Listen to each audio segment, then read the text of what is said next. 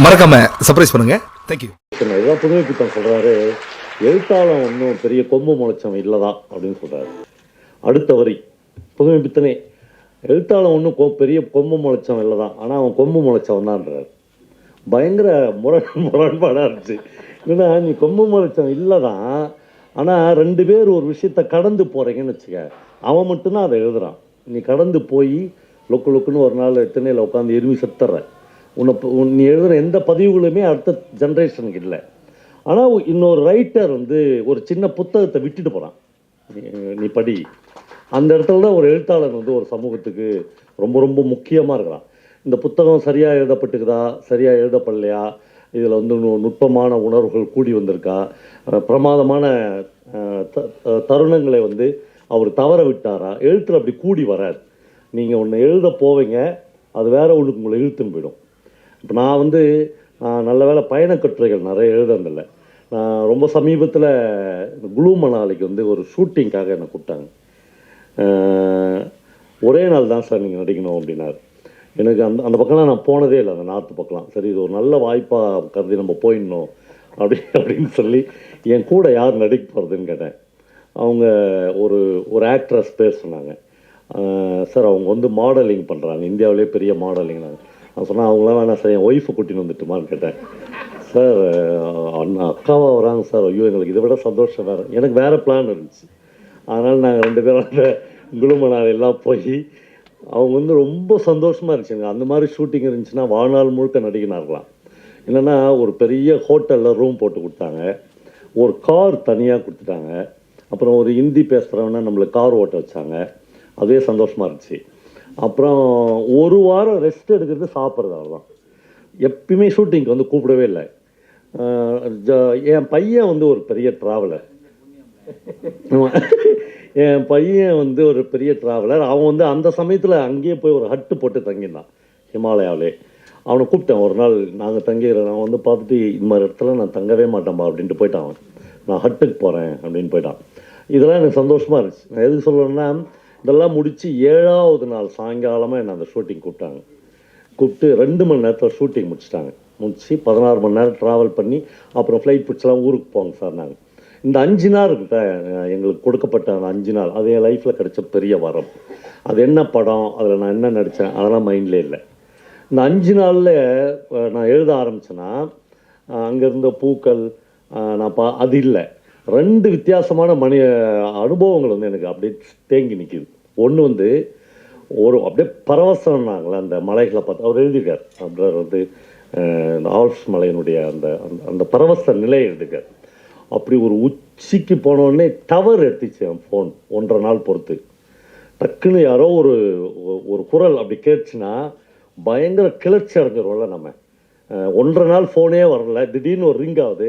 Ring ஆனோடனே அந்த உச்சி மலையில் நின்று நான் அந்த ஃபோன் எடுக்கிறேன். யாரோ ஒரு முக்கியமான ஃபோன் வருது அப்படின்னு. அது ஒரு பெண்ணின் குரலாக இருந்தால் இன்னும் நல்லாயிருக்கும் அப்படின்னு அப்போ தோணும் நம்மளுக்கு, அந்த தனிமை. அப்படி ரிங் அடித்தோடனே, ஆனால் நான் கறிக்கடை குமாருக்கு பேசுகிறேன்னா 380 ரூபா கொடுக்காதே போயிட்டு நான் ஊருக்கு போயிட்டேன்.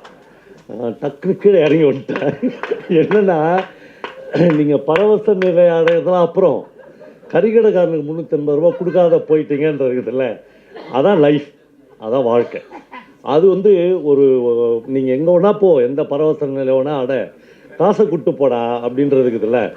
அவனுக்கு தெரியாதுல்ல நீ வந்து குளு மணாலிக்கு போய்க்கிற, 5 நாள் ரெஸ்ட் எடுத்த, தயாரிப்பாளர் காசில் ரெஸ்ட் எடுக்கிறேன், அதெல்லாம் அவனுக்கு தெரியாதுல்ல.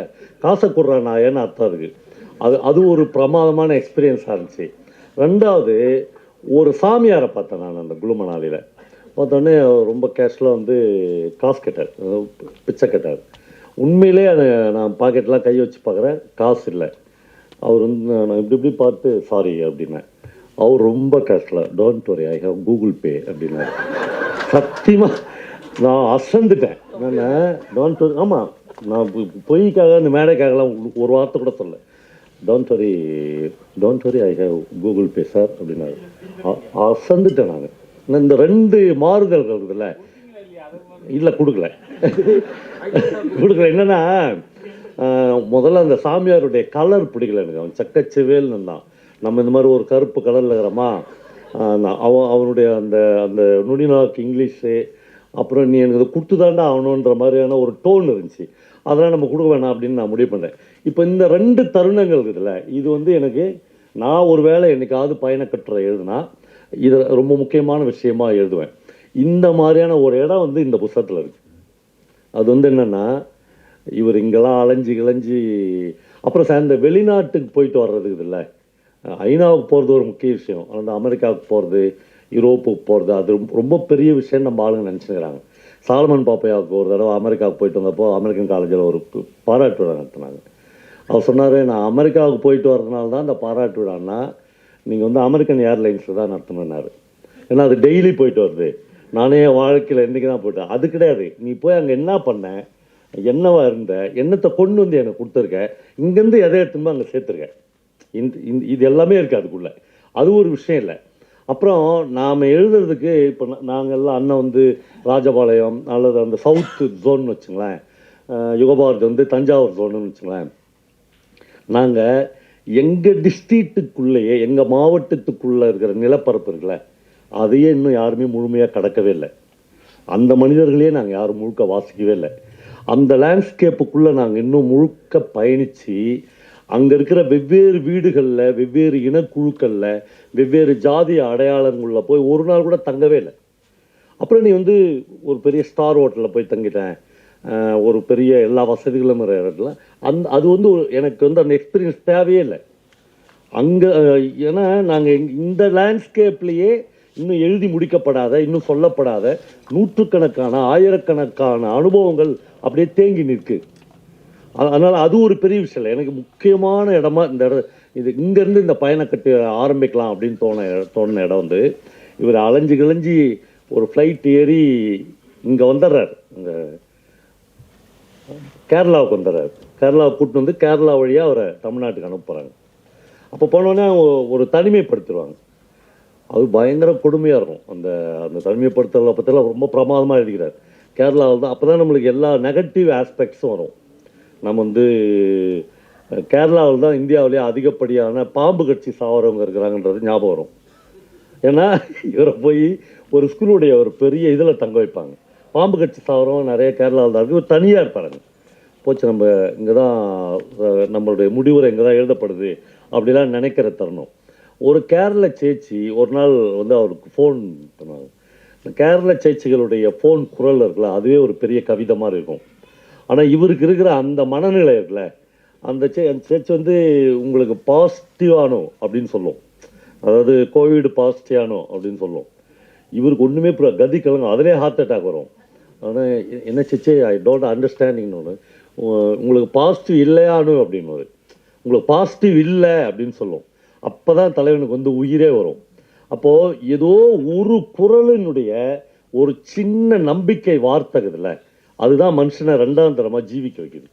அந்த இடத்துல இருந்து தான் ஒரு புத்தகத்தை நாம் வந்து எழுத ஆரம்பிக்கிறோம். ஏன்னா என்னுடைய ரொம்ப நெருக்கமான என்னுடைய நண்பர்கள் ஒருத்தர் வந்து மம்முட்டி, அவருடைய வாழ்வு அனுபவங்களை வந்து என் ஒய்ஃப் வந்து தமிழில் டிரான்ஸ்லேட் பண்ணிக்கிறாங்க, 3ஆம் பிறை அப்படின்னு. அதில் அவர் ஒரு இன்சிடெண்ட் எழுதிப்பார். அதுதான் எக்ஸ்பீரியன்ஸை எழுதுறதுக்கான பிளேஸ் அப்படின்னு தோணுது. நிறைய அந்த எக்ஸ்பீரியன்ஸ் எல்லாமே ரொம்ப பியூட்டிஃபுல்லாக இருக்கும். ஒன்று, அவர் வந்து ஒரு நாள் வந்து கேலிக்கட்லேருந்து கொச்சினுக்கு வந்து ட்ரைவ் பண்ணார். அவருக்கு டிரைவரே கிடையாது இது வரலாம். அப்புறம் மம்முட்டி சார் மாதிரி பயங்கர ஸ்பீடாக கார் ஓட்டின ஒரு ஆளை பார்த்ததே இல்லை. அதெல்லாம் முன்னாடி உட்காந்தனா அவ்வளோதான், இன்னையோட முடிஞ்சிச்சு நம்ம கதை அப்படின்ற நினைப்போடு தான் உட்காருவேன். அவ்வளோ ஸ்பீடாக கார் ஓட்டுவார். அந்த மாதிரி ஒரு மிட் நைட்டில் கார் பறக்குது. திடீர்னு பார்த்தா ஒரு மஞ்சேரின்னு ஒரு ஊருக்கு முன்னாடி ஒரு பழைய துணி மூட்டை மாதிரி ஒன்று வந்து கார் முன்னாடி வந்து விழுது. அவர் வந்து ஆக்சிலேட்டர் இந்த இதில் பிரேக்கில் ஏறி நின்னுறார். 1 இன்ச்சில் அந்த கார் போய் நிற்கிது. அது துணி மூட்டை இல்லை, ஒரு கர்ப்பிணி பெண். அவர் அப்படியே பதட்டம் அடைஞ்சு கீழே இறங்கி பார்க்குறாரு. பர்பஸாக ஒரு ஆள் வந்து அந்த பொண்ணை தள்ளி விட்டுக்கிறான். அவர் பார்க்குறாரு, அந்த பொண்ணை தள்ளி விட்டோம், ஒரு வயசான ஆள். அவனை அடிக்க போகிறாரு. அவன் சொல்கிறான், என் பொண்ணு தான்றான், என் பொண்ணு தான் 2 மணி நேரமாக பிரசவ வழியில் துடிக்கிறான். இந்த பக்கம் போகிற எந்த வண்டியுமே நிற்கல. சரி, இப்படி தள்ளி விட்டாவாச்சு அவனா நிறுத்துவான்றதுனால தான் நான் நிறுத்தினேன்றார். உடனே அவர் வந்து அந்த பொண்ணை தூக்கி பின் சீட்டில் கடத்திக்கின்னு அந்த ஆளை அவருடைய மடியில் அந்த பொண்ணை கடத்தி வச்சு மஞ்சேரி கவர்மெண்ட் ஹாஸ்பிட்டல் கூட்டின்னு போகிறார். நைட் 2 மணி அந்த போய் ஹாஸ்பிட்டலில் அட்மிட் பண்ணுறாங்க. ரொம்ப ஆச்சரியமான விஷயம், அந்த கட்டுரையில் கடைசி வரையிலும் ஒரே ஒரு ஆள் கூட அவரை மம்முட்டின்னு கண்டுபிடிக்கவே இல்லை, கண்டுபிடிக்கணும் இல்லை, ஒரு வேளை கண்டுபிடிச்சிருக்கலாம். இந்த சமயத்தில் போய் அவரை மம்முட்டின்னு சொல்லணும்னு அவசியம் இல்லைன்னு ஒருத்தன் நினச்சா பாருங்க. ரொம்ப முக்கியமான இடம் அது. அந்த அந்த ஹாஸ்பிட்டலில் வந்து கிட்டத்தட்ட ஒருத்தன் கூட நீங்கள் மம்முட்டி தானே சார் ஒரு ஆட்டோகிராஃப் போடுங்க சார், நான் அப்போ போய் அதை விட அநாகரிகம் மனித இழிவு வந்து வேறு என்ன இருக்க முடியும்? யாருமே அவரை அப்படி ஐடென்டிஃபை பண்ணவே மாட்டாங்க. எல்லாம் முடிஞ்சு அந்த பொண்ணுக்கு பிரசவம் ஆகிடும். அந்த பெரியவர் வந்து ரொம்ப நன்றிப்பா, இந்த மாதிரி சமயத்தில் என் பொண்ணை நீ மட்டும்தான் காப்பாற்றின, ஒரு நிமிஷம் இரு அப்படின்ட்டு ஒரு அழுக்கு வேஷ்டியில் இருந்து ஒரு 2 ரூபா நோட்டு, அப்போ 2 ரூபா நோட்லாம் இருந்துச்சு, எடுத்து அவர்கிட்ட கொடுத்து இதை வச்சுக்கோ, ஒரு டீ குடிச்சிட்டு போ அப்படின்னாரு. மம்முட்டி அந்த கட்டுரையினுடைய கடைசியில் எழுதுறாரு, நான் 4 தேசிய விருது வாங்கிட்டேன். எங்கள் வீட்டு கொச்சினில் வந்து பாருங்கள், எந்த தேசிய விருதுகளையும் நான் சோத்தில் மாட்டலை, அந்த கிழவன் கொடுத்த 2 ரூபாயை தான் நான் சோத்தில் மாட்டிச்சிருந்தேன். அது ரொம்ப முக்கியம். ஏன்னா ஒரு பயணக்கட்டுரையோ அல்லது ஒரு கட்டுரையோ எழுதுகிறவங்களுக்கு எந்த தருணத்தை நாம் எழுத போகிறோன்றது தான் ரொம்ப முக்கியம். நான் அங்கே பார்த்தேன், நான் பூக்களில் வந்து முகர்ந்தேன், நாங்களும் இங்கே முகர்றோம் தான், அதெல்லாம் இல்லை. ஒரு முக்கியமான தருணத்தை எடுத்துக்கணும். கடைசியாக ஒரே ஒரு விஷயம் சொல்லி முடிக்கிறேன். எந்த இடத்துல வந்து ஒரு ஃபிக்ஷன் அல்லது ஒரு நான் ஃபிக்ஷன் வந்து ஆரம்பிக்குது. நான் சமீபத்தில் வந்து ஜெயமோகனுடைய பிரதமன் ஒரு கதை படித்தேன். அந்த கதை ஒன்றுமே இல்லை, ஒரு சின்ன கதை. ஆனால் ஒரு மாஸ்டர் வந்து அதை எப்படி கையாளுறான்றது தான். ஒரு பெரிய கல்யாணம், அந்த கல்யாணத்துக்கு வந்து மலையாளத்தில் ஒரு பெரிய மாஸ்டர், ஒரு சமையல் மாஸ்டர், அவன் வந்து கல்யாணத்துக்கு சமைக்க போகிறான். அவன் முன்னாடியே அவனுடைய அசிஸ்டன்ஸ்லாம் போயிடுவாங்க. அவன் வந்து தனியாக ஒரு காரில் போய் இறங்குவான். அந்த மாஸ்டரே அவர் வந்து ஒரு பெரிய நம்ம மந்திரிங்களாக போய் இறங்குற லெவலுக்கு எழுதுறாரு. அவ்வளோ பெரிய ஆள். ஆனால் அவன் சமையல்காரன் தான், கல்யாணமே பண்ணிக்க மாட்டான். அவன் அப்படியே டெடிகேட் பண்ணியிருப்பான். கொஞ்சம் பேர் இருப்பாங்க. அவர் இவர் வந்து லாயர் இல்லையா? நிறைய லாயர் நம்ம பார்ப்போம், தன்னுடைய கடைசி மூச்சு நிற்குதில்ல, அந்த நிமிஷம் வரலாம் ஏதாவது கேஸ் வருமா, இது வந்து ஒரு 1000 ரூபாய் தேத்தலாமான்னு நினச்சி செத்துருவான். அவன் இவ்வளோ பேரை நான் பார்த்துக்கிறேன். அதான் அவெல்லாம் அவன் பையன்கிட்ட அப்படியே கை மாற்றி கொடுத்துட்டு போவான். அதெல்லாம் இல்லை. அப்புறம் நீங்கள் எங்கே போனாலும் நீங்கள் பத்திரிக்கை நடத்தலாம், அவர் கவிதை எழுதலாம், நான் கதை சொல்லலாம், எது வேணாலும் நடத்தலாம். நான் வந்து ஈபியில் வேலை செஞ்சேன். நான் ஈபியில் வேலை செஞ்சேன்னா எவனுமே நம்ப மாட்டான். எங்கள் ஈபி ஆஃபீஸரே நம்ப மாட்டான். சும்மா போய் சொல்கிறேன். அது நம்மளுக்கு ஒட்டாது. நம்ம ஒரு ஆர்டிஸ்ட் வந்து அங்கேருந்து மீறிக்கினே இருப்பான். நீ வேற நீ போடான்னு. அந்த சமையல்காரன் வந்து இறங்குவான். ஒரு அசிஸ்டண்ட்டு தான் அந்த கதையை சொல்லுவான், அந்த சமையல்காரனுடைய கதையை. அவன் என்ன சொல்லுவான்னா, அவன் வந்தவுடனே ஃபஸ்ட்டு வந்து பிரதமனுக்கு வந்து விறகு வந்துடுச்சான்னு கேட்பான். இதோ அப்படின்னு காமிப்பான். அவன் வந்து ஒரு 3 விறகு எடுத்து தட்டி பார்ப்பான். அவன் சொல்லுவான், ஒரு விறகு தாண்டா இதில் வந்து காஞ்சி இருக்கணும், 2 விறகு வந்து ஈரமாக இருக்கணும், அப்புறம் புளிய விறகு இல்லாமல் மற்ற எந்த விறகு வந்தாலும் நான் பாயசம் செய்ய மாட்டேன், திருப்பி அனுப்பிச்சிடு இந்த வண்டி விறகுன்னுவான். ஒரு சமையல் கூடத்தில் ஒரு மாஸ்டர் வந்த விறகை திருப்பி அனுப்புடா அப்படின்னு சொன்னால் உங்களுக்கு எவ்வளோ எரிச்சலாக இருக்கும். நாளை காலைல கல்யாணம். ஆனால் அவன் சொல்லுவான், 3 விறகுல அப்படி எண்ணியாக வாங்க முடியும் ஒரு இடத்துல, அப்புறம் புளிய விறகு மட்டும்தான் அவனு. என்னென்னா அவனுடைய நுட்பம். ஒரு பிரதமன் வந்து அவ்வளோ டேஸ்ட்டாக இருக்கணும்னா அது எந்த உச்சத்தில் எங்கேருந்து ஆரம்பிக்கிறான், விறகுலேருந்து ஆரம்பிக்கிறான். நெக்ஸ்ட்டு அடுத்து போய் அவன் 2 வெல்லம் வந்து கிட்டத்தட்ட 500-600 வெள்ளக்கட்டிகள் இருக்கும். அவன் எடுத்து 2 வெள்ளத்தை தட்டி பார்ப்பான். சுண்ணாம்பு கலந்துக்குது, மொத்த வெள்ளத்தையும் மாற்று அப்படின்றோம். சுண்ணாம்பு கலந்துக்குதுன்னு எப்படி கண்டுபிடிச்ச, சத்தம் வருதேடான்றோம். இப்போது வெல்லம் மாற்றி ஆகணும். இப்போ எவ்வளோ தேங்காய் இருக்குது அப்படின்னு கேட்பான். அவன் சொல்ல அது கிடக்கு 400-500ன்னுவான். இல்லைடா 530 தேங்காய் இருக்குது, எண்ணி பார்த்துக்கோ அப்படின்வான். இவன் எண்ணி பார்ப்பான், கரெக்டாக 530 இருக்கும். இன்னொரு 100 எக்ஸ்ட்ரா வாங்கி வச்சுக்கோ. ஒன்றுலையும் அவனுக்கு அவ்வளவு இப்போ நுட்பங்கள் போடணும். அது எதுக்குன்னா எழுத்துக்கு, இல்லைன்னா எழுதக்கூடாது. இந்த நுட்பங்கள் அப்படியே கூடி ஒரு சமையலுக்கே அவ்வளோ நுட்பங்கள்னா இது வந்து 100 வருஷம் ஒரு லைப்ரரியில் இருக்க போகுது. அதுக்கு இன்னும் பல நுட்பங்கள் கூட வேண்டியிருக்கு. அவன் ஒன்றுன்னா சொல்லினே போவான். எல்லாம் சொல்லின்னு போனான்னா இப்போ வந்து அந்த சமையலை வந்து அவன் எப்படி சீரியல் பண்ணுவான்னு ஜெயமோகன் எழுதுறார். ஃபஸ்ட்டு வந்து கறிக்காய்கள்லாம் செய்ய ஆரம்பிப்பாங்க. நடுராத்திரி 12 மணிக்கு மேலே தான் சாம்பாரை உலையில் ஏற்றுவாங்க. அதிகாலை 3 மணிக்கு தான் பிரதமன் அண்டா வந்து பண்ணி தூக்கின்னு வருவாங்களா, அந்த மாதிரி அந்த உருளியை தூக்கின்னு வருவாங்க 4 பேர். அப்படி தூக்கின்னு வந்து வச்சு ஒன்றா கூடிக்கினே இருக்கும். இப்போ என்னென்னா ஒரு இடம் எழுதுகிறான் அவன், பாயசம் தான் பிரதமன் தான். ஒரு இடம் எழுதுகிறான், இந்த அதில் வந்து அடை போடுவாங்கள்ல, அந்த அடை வந்து எதில் செய்யப்பட்டதுன்னா, நல்ல பச்சரிசியை உலர்த்தி அதில் செய்யப்பட்ட அடை அது. இப்போ வந்து பேக்கெட்டில் வருது இல்லை, அதை வாங்கிக்கோன்னா அதில் வராதுன்னு ஒரு அடை கூட வராது. அப்புறம் பச்சரிசியை வந்து காய வைக்கக்கூடாது வெயில்லன்னு எழுதுறான். அது வந்து பச்சரிசியை நிழலில் உலர்த்தணும் அப்படின்றான். காய வச்சுட்டுனா அப்போ வந்து உடஞ்சிடணும்.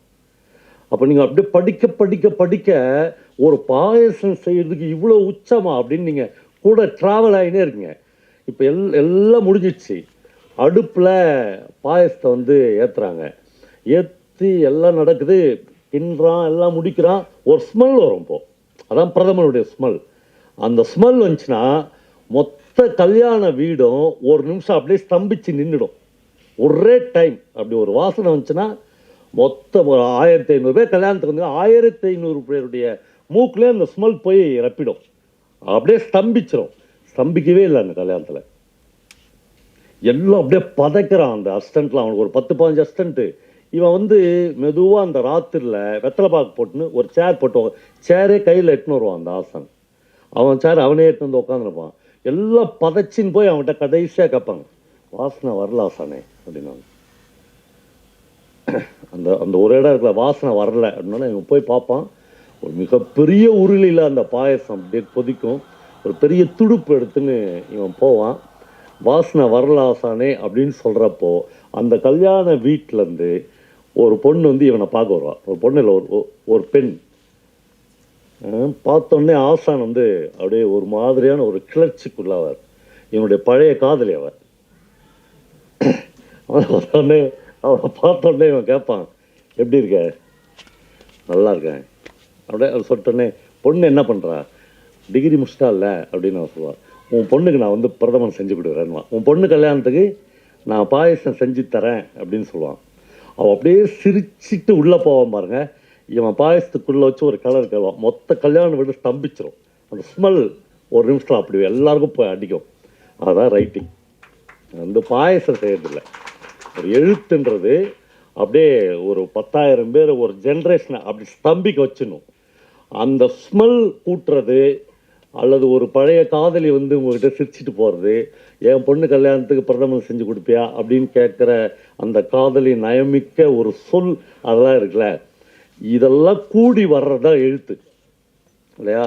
அப்படி கூடி வந்த தீஜாவோட எழுத்து, சுந்தராம சாமி எழுத்து, அப்படி ஒரு பெரிய சீரியல் தமிழில் மகத்தான வளமே இருக்குல்ல, அதுதான் அந்த ஸ்மெல் தான் இன்றைக்கி வரும் தமிழ் நிலப்பரப்பு வந்து அப்படியே சூழ்ந்துனது. அந்த அந்த அந்த ஸ்மெல்லுக்குள்ளே தான் தமிழ் சமூகம் வந்து வாழ்ந்துனே இருக்குது. அதுக்குள்ளே ஏதோ ஒரு ஜீவன் அது. இன்ஜினியராக இருக்கலாம், ஃப்ளைட் வச்சுருக்கலாம், ஆடி கார் வச்சுருக்கலாம், எல்லாமே இருக்கலாம். அந்த ஸ்மெல் ஒரே ஒரு நாள் உங்களை கடந்து போயிடுச்சுன்னா யூ ஆர் கிரேட் லிசனர். நீங்கள் ஒரு நல்ல வாசிப்பாளன், நீங்கள் ஒரு நல்ல கேட்பாளன், நீங்கள் நல்ல ஒரு இசை கேட்பாளன், நீங்கள் ஒரு நல்ல எழுத்தாளன். அதுக்கான ஒரே ஒரு சின்ன தடம், ஒரு சின்ன பொறி இந்த புத்தகத்தில் இருக்குது. அது வந்து அந்த சேச்சியினுடைய